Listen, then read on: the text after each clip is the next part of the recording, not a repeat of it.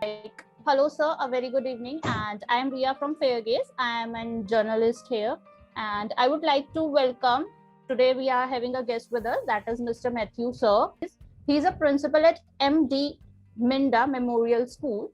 He is currently working as a principal of MD Minda Memorial School since 2011 as the founder principal of there. He is also secretary in Hisar Sahodaya Schools of CBSE. He is having 33 years of experience in the field of education.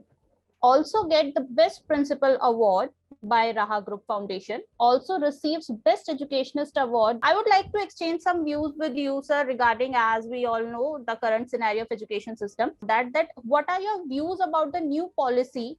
Like they are using mother tongue for teaching and learning process from now on. So I would like to know your views on that. That what do you think about it? Yeah, the new education policy is a landmark policy decision taken by any of the governments after the independence.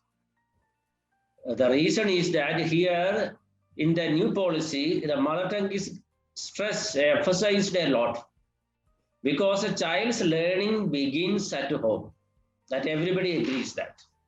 Yes, I am also running a CBSE English medium school, but I strongly believe that mother tongue continues to be the first and foremost language of the child, because this mother tongue ensures the learning of the students faster, and retention is very, very high in the mother tongue.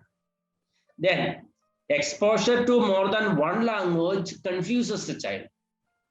I am talking about the nursery or the KG wing.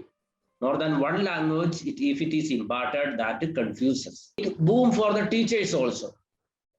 It is easier for the teachers to make them understand. My next question is that, like, we are everyone is going through the internet and all.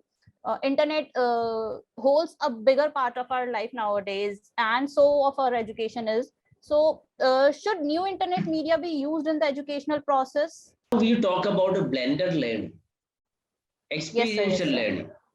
Okay, for this blended learning, the internet has become part of it. Media in education system, for example, online classes. I do this pandemic, we have taken it as an opportunity rather than a crisis. I have taken it as an opportunity, because what we thought of doing after in 2026 or 28, we have started doing it now. And it has become an effective tool. And no wonder this is the reason all the schools have switched over to online classes. And easy access to quality education has become very cheap and easily accessible to every student, even in the rural area. We can't imagine an education in the 21st century without internet. For the students to do the time management in this pandemic, like how can they manage their time in nowadays? First and foremost, for following the online classes, we gave some instructions for the net etiquettes to be followed. Regular timetable for the students. And we have given with certain instructions to the parents to follow it. That is, they take a bath, then they get ready and they come for the Zoom classes in their uniform after taking breakfast. These kind of small things, if we give stress, students get into a good habits. Thank you so much, sir, for having a great session with us and for motivating our students, for motivating the teachers also.